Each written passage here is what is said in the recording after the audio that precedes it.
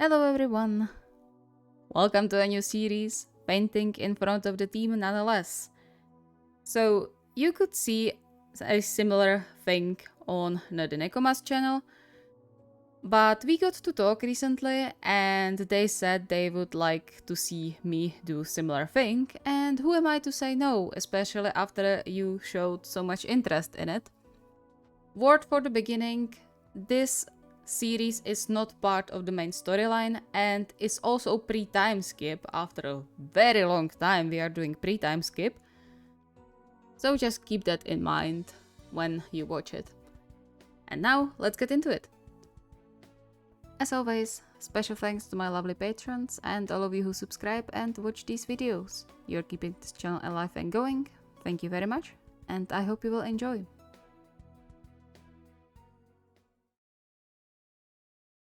Being one of the top teams in their prefecture came at a price.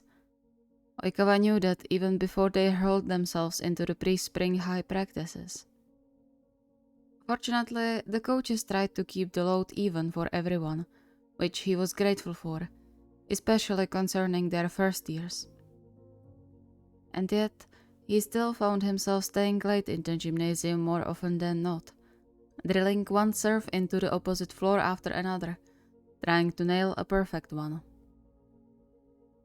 It had to be if he wanted to use his new weapon in the tournament. You are going to overwork yourself again. Oikawa couldn't but smile when the grumpy voice sounded behind his back. He wiped the sweat from his forehead and turned to face Iwaizumi with a smile that might have been a bit more tired than he would have liked. Aw, is Iwachan worried about me? He wasn't sure if it was a good idea to provoke Iwaizumi when it came to caring about him, but the habit was hard to break. As expected, Iwaizumi frowned at him, his eyebrows knitting together. If you get injured right before the tournament, it's going to be a major setback for the whole team. I'm sure Yahaba would step up for the sake of the team. You would really throw all that at him? I thought you were playing a good senpai. Pouting, Oikawa twirled the ball in his hands. I'm not playing, mind you. I am a good senpai. Of course, he would never put Yahaba or anyone from the team on the spot like this, but knowing he had the team behind his back was calming. Still, that didn't mean he could slack off. He tossed the ball into the air and jumped, clicking his tongue when a hollow slap echoed around, signaling he hit nowhere as well as he wanted. And indeed, the ball scraped the net and then fell harmlessly on the floor. Damn it! See, you are losing grip again. Oikawa huffed, offended, but there wasn't much he could say to defend himself. After all, if someone knew him through and through, it was Iwaizumi. No matter how much it got on his nerves sometimes. He picked up another ball, spinning it in his hands before tossing it up, hitting much better this time, but not nearly perfectly. But it's getting there. That's an improvement. He raised his eyebrow when he heard Iwaizumi sigh behind his back. What? Nothing.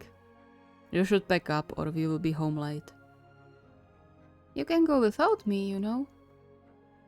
And risk you'll stay here until midnight? Nah, not gonna happen. Oikawa let out a short laugh, but he would lie if he said his friend's words didn't warm his heart. No matter how grumpy he tried to look, everyone knew Iwaizumi was the most caring person on the team. Hence why everyone trusted him. And why Oikawa couldn't risk ruining their friendship by speaking his feelings out loud. He lowered his gaze to the ball in his hands, trying to contain the frustrated groan. That's just how things were sometimes, right? He was fine with being Iwaizumi's best friend. He didn't need more. Right? Oikawa. Huh? I told you to drop it, clean up, and go home. I'm not going to watch you yawning tomorrow. Me, Iwa-chan? Mind you, I look fabulous even when yawning. Yeah, keep telling yourself that. Come on now, hurry up. I have places to be. I told you to go alone. I'm not done here. You... Nuh-uh. You aren't my mom, Iwa-chan. I'm an adult. I can do whatever I want. Iwaizumi narrowed his eyes at him, but then threw his hands up in defeat and turned to leave. Fine, whatever. But when you get sick from overworking yourself, don't expect me to help you. With that, he marched out of the gym and no less than slammed the door behind him, much to Oikawa's disgruntlement. As if anyone would believe that. He shook his head and prepared for another serve, determined to not go home until he got a perfect one.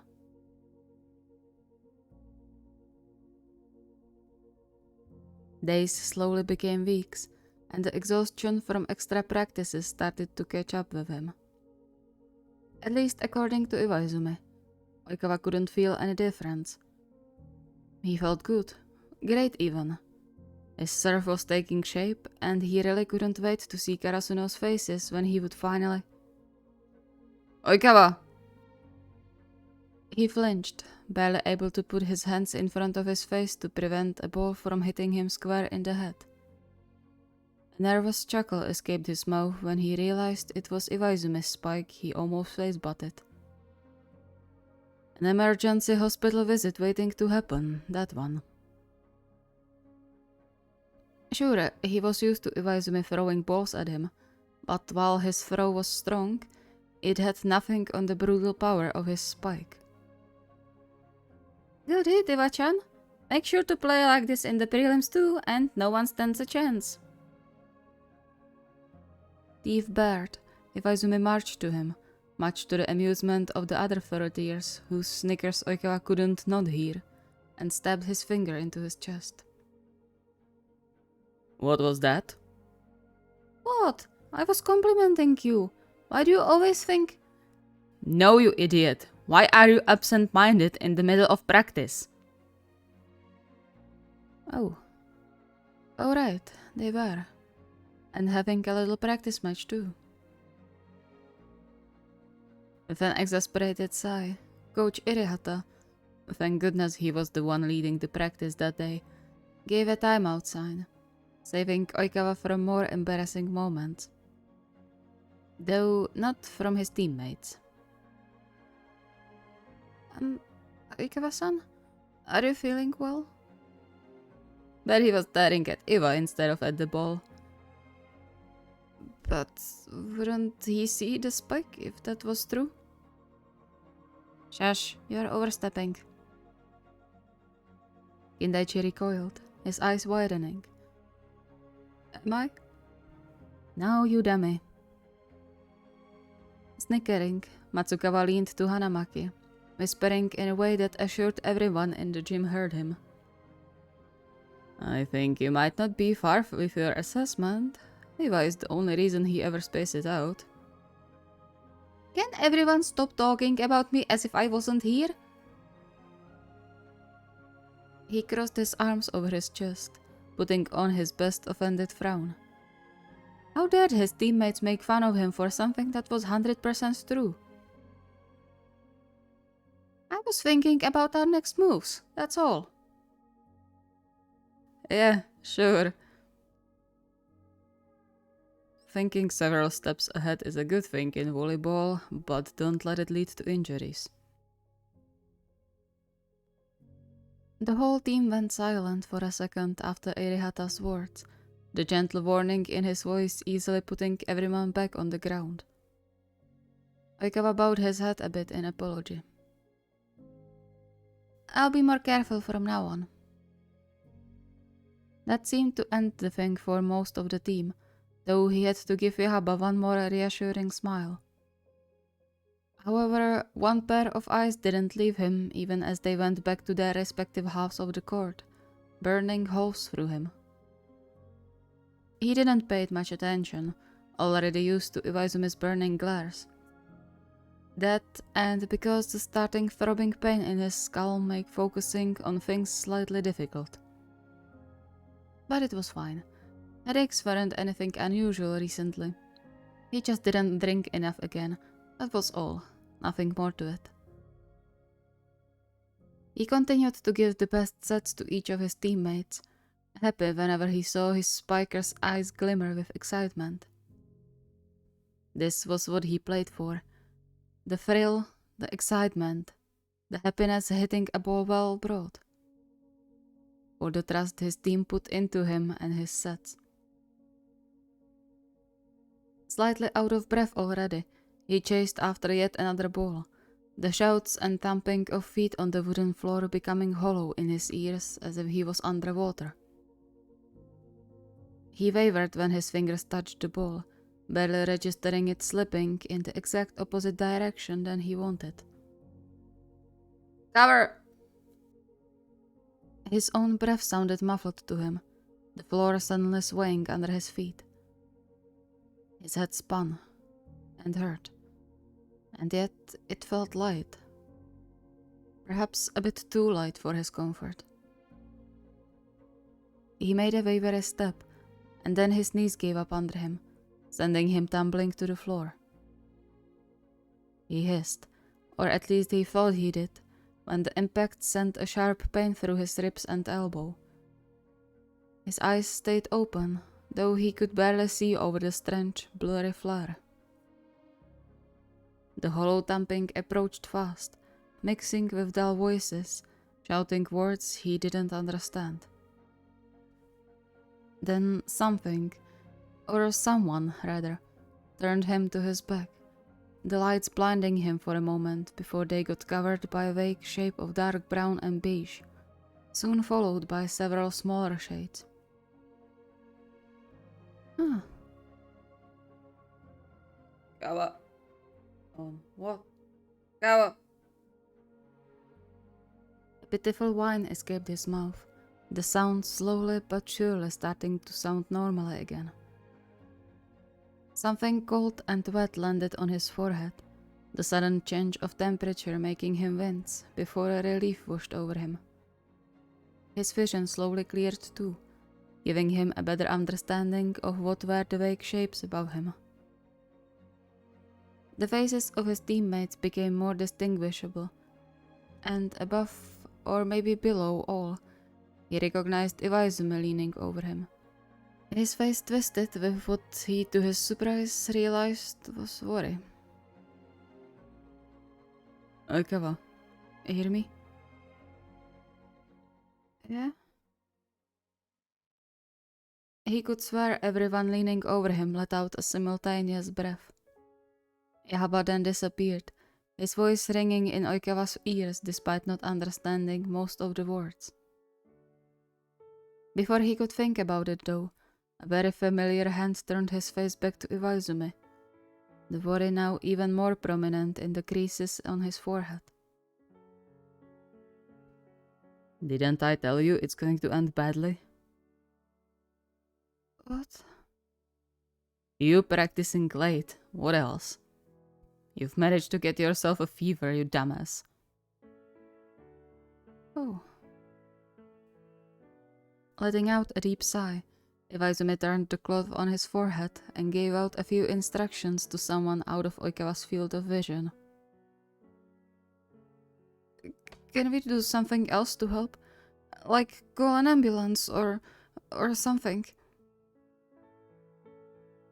Oikawa would give anything to be able to ruffle Kindaichi's hair to calm him down, since the youngster sounded perhaps more shaken than when he accidentally hit Iwaizumi with the door the first week he entered Seijoh High.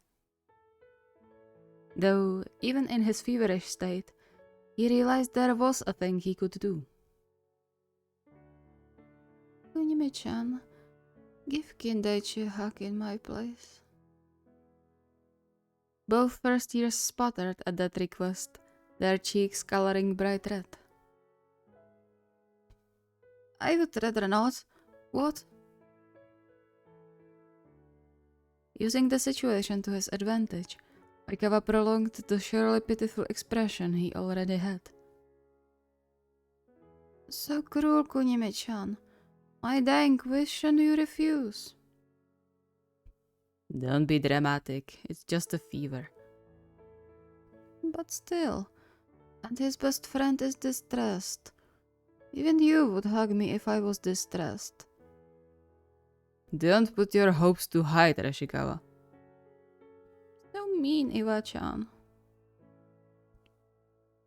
He couldn't see Kunimi's expression, but Kindaichi's widened eyes and crimson cheeks when Kunimi gave him a reluctant hug spoke volumes.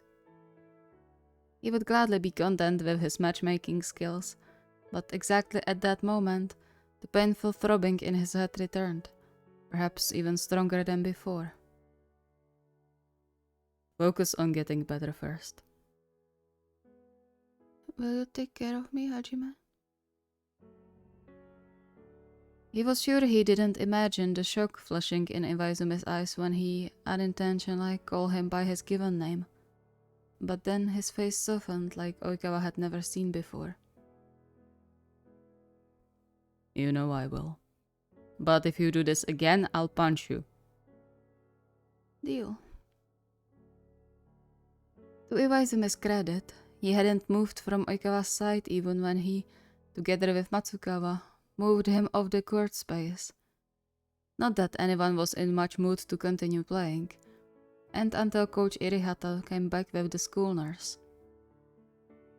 If Oikawa hadn't known it before, now he would be absolutely certain Iwaizumi was the most caring person he had the fortune to meet, and that their friendship was built on a strong base, no matter what Iwaizumi sometimes said. It was heartwarming, and kinda scary. A shiver ran through his body when the surprisingly gentle fingers brushed his hair away from his forehead.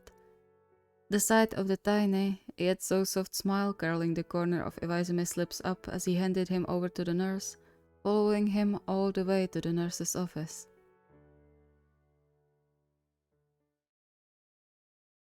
Thank you so much for watching. I hope you enjoyed.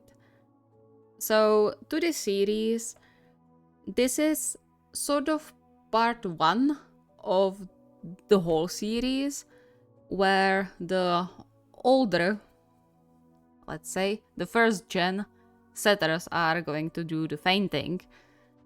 The only exception is Dateko. I talked about it before, but it is what it is. The second gen, in quotation marks, is going to come later on in sort of part 2 of this series. So if your favorite setter isn't fainting right now, they are going to be fainting in the future, so keep an eye out on that. If you have any requests or ideas, the request form is linked in the video description. See you next time.